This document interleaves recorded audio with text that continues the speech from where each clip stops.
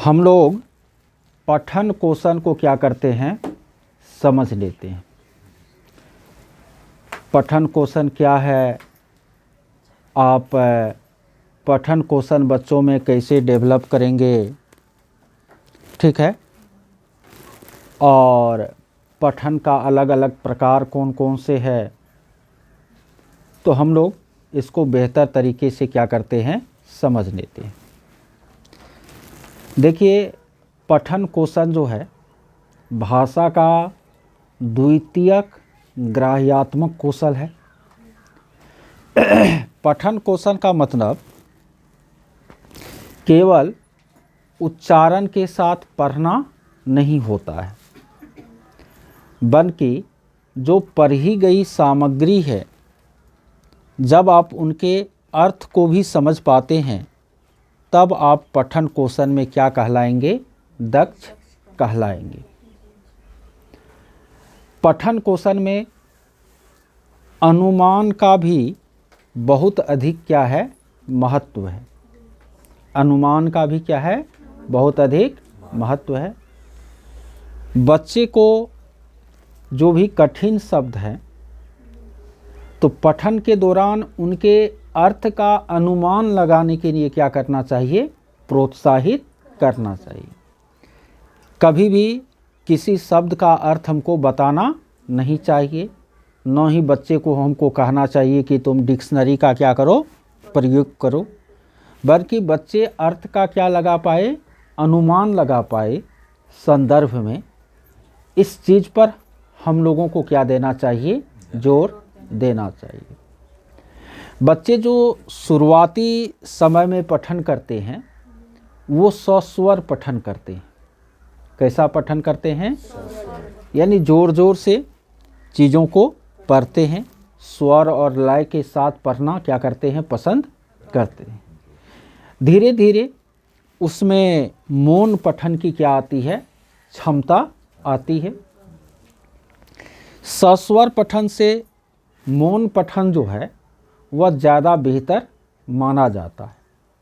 इसलिए माना जाता है कि सस्वर पठन में समय ज़्यादा खर्च होता है और हम कम चीज़ें पढ़ पाते हैं, जबकि मौन पठन में समय क्या लगता है, कम लगता है, और हम कम समय में ज़्यादा चीज़ें क्या कर पाते हैं, पढ़ पाते हैं। तो अतः हमें बच्चों को सस्वर से मौन पठन की तरफ ले जाना चाहिए। पढ़ने की संस्कृति में मौन पठन को क्या करना चाहिए, प्रोत्साहित करना चाहिए। देखिए, पठन जो है वह मूल रूप से आपको दो तरह का होता है। मौन पठन, पठन तो दो प्रकार का हुआ, सस्वर और मौन।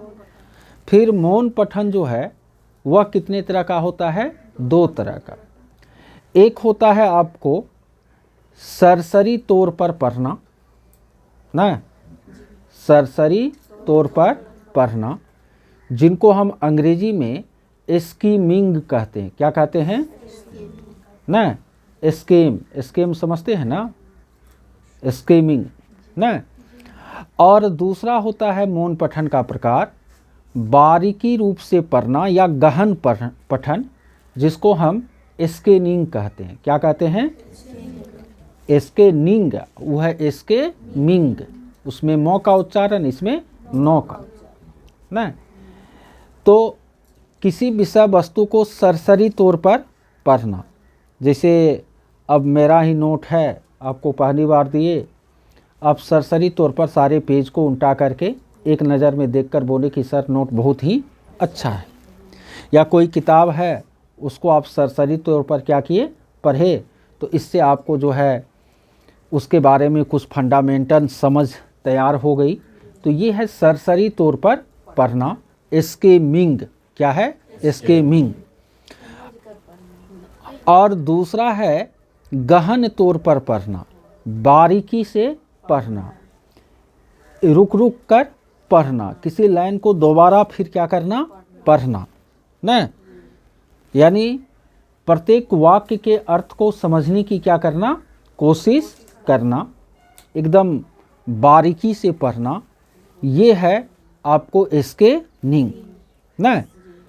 और ये जो बारीकी से पढ़ना या गहन पठन होता है, इनके द्वारा बच्चे जो है लिखी गई जो सामग्री है जिनको वह पढ़ रहे हैं, ठीक है, तो उनके अर्थों को समझने की क्या करते हैं, कोशिश करते हैं। ये दो प्रकार का पठन है, मौन पठन का दो प्रकार हो गया। एक हो गया सरसरी तौर पर पढ़ना, एक हो गया गहन या बारीकी तौर पर पढ़ना।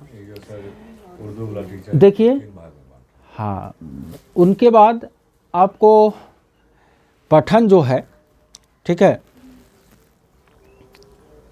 इसमें आप लोगों को एक बात दिमाग में आ रहा था तुरंत, ठीक है,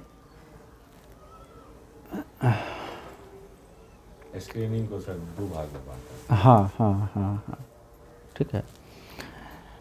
और पठन कौशल का यदि आपको आकलन करना है, पठन कौशल का क्या करना है, आकलन करना है, तो इसमें जो है आपको क्या करना पड़ेगा, तो बच्चे अर्थ समझ रहे हैं या नहीं समझ रहे हैं, अर्थ का अनुमान लगा पा रहे हैं या नहीं लगा पा रहे हैं, इस चीज़ का आपको अवलोकन करना होगा, आकलन करना होगा।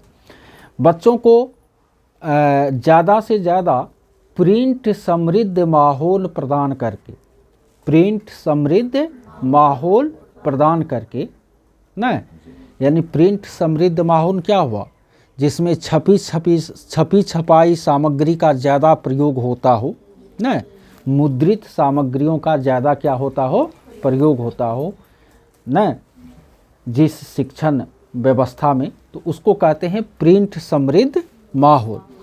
तो प्रिंट समृद्ध माहौल का जो है बेहतर प्रयोग करके बच्चों के पठन कौशल का क्या किया जा सकता है, विकास किया जा सकता है ना। साथ ही साथ बच्चे को आप समृद्ध भाषाई परिवेश प्रदान कीजिए ना, सुनने बोलने पढ़ने लिखने का ज़्यादा से ज़्यादा क्या दीजिए, अवसर दीजिए। तो इनसे भी आपको, इनसे तो समृद्ध भाषाई परिवेश से तो सभी तरह की भाषा कौशल का क्या होगा, विकास होगा। स्पेशली यदि पठन कौशल का विकास करना है तो फिर आपको प्रिंट समृद्ध माहौल का क्या करना पड़ेगा, प्रयोग करना पड़ेगा। समझ गए मेरी बात को?